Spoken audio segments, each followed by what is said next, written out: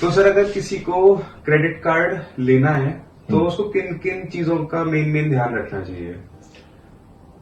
देखो, अगर credit card, जो भी लोग अगर क्रेडिट कार्ड ले रहे हैं तो वो इस वजह से ले रहे हैं कि कुछ तो वो कैशबैक ऑफर होता है, साथ में कुछ उनके ऊपर एक्स्ट्रा डिस्काउंट है, जो अमेजोन है, फिर फ्लिपकार्ट है, या फिर कुछ भी और स्टोर्स हैं जो आपको डिस्काउंट्स ऑफर करते हैं। तो वो डिस्काउंट्स वो उनका ल्यूरिंग फैक्टर है जिस वजह से लोग क्रेडिट कार्ड की तरफ बढ़ रहे हैं।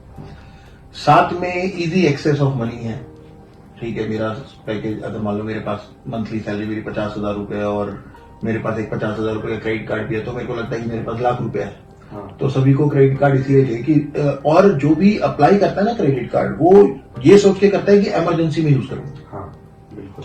इमरजेंसी में इसे यूज करूंगा, लेकिन वो कब उसके जो भी इंपल्सिव परचेजेस के लिए वो यूज होने लग जाता है पता भी नहीं चलता, क्योंकि उसके पास है, वो कार्ड है स्वाइप करने के लिए, और जब भी वो अपने डेबिट कार्ड और क्रेडिट कार्ड में से चूज करने लगता है वो हमेशा क्रेडिट कार्ड ही चूज क्रेडिट कार्ड एक भ्रम सा क्रिएट कर देता है हाँ, कि ये पैसा मेरा पैसा है, वही वो पैसा आपका पैसा नहीं है, वो उधार का पैसा है। अगर इमरजेंसी के लिए लिया है तो उसे इमरजेंसी तक ही रखें। लेकिन फिर भी अगर आप क्रेडिट कार्ड सिलेक्ट करना चाहते हैं तो अपनी स्पेंडिंग के अकॉर्डिंग आप क्रेडिट कार्ड को सिलेक्ट कर सकते हैं कि कौन सा क्रेडिट कार्ड आपको किस चीज के ऊपर मैक्सिमम बेनिफिट दे सकता है। अगर आपका स्पेंडिंग जो है वो फ्यूल का ज्यादा है तो आप फ्यूल के अकॉर्डिंग अपना क्रेडिट कार्ड देख सकते हो। अगर आपका ट्रैवल ज्यादा है तो ट्रैवल के अकॉर्डिंग कौन सा उसके ऊपर आपको ज्यादा से ज्यादा बेनिफिट दे सकता है, तो उसके अकॉर्डिंग आप क्रेडिट कार्ड लेते हो। तो कुछ फायदे तो हैं क्रेडिट कार्ड के, साथ में उसकी एनुअल फीस, ज्वाइनिंग फीस, हाँ, वो बहुत बड़ा फैक्टर होता है। वो भी फैक्टर है। वो जब भी क्रेडिट कार्ड लेने जाते हैं तो ये चीजें हिडन चार्जेस के रूप में हमें पता नहीं होती कि at the end of the joining fees तो सबको पता होती है, एनुअल चार्जेस के बारे में नहीं पता था, क्योंकि ज्वाइनिंग फीस तो उसको इंस्टेंटली पे करनी है।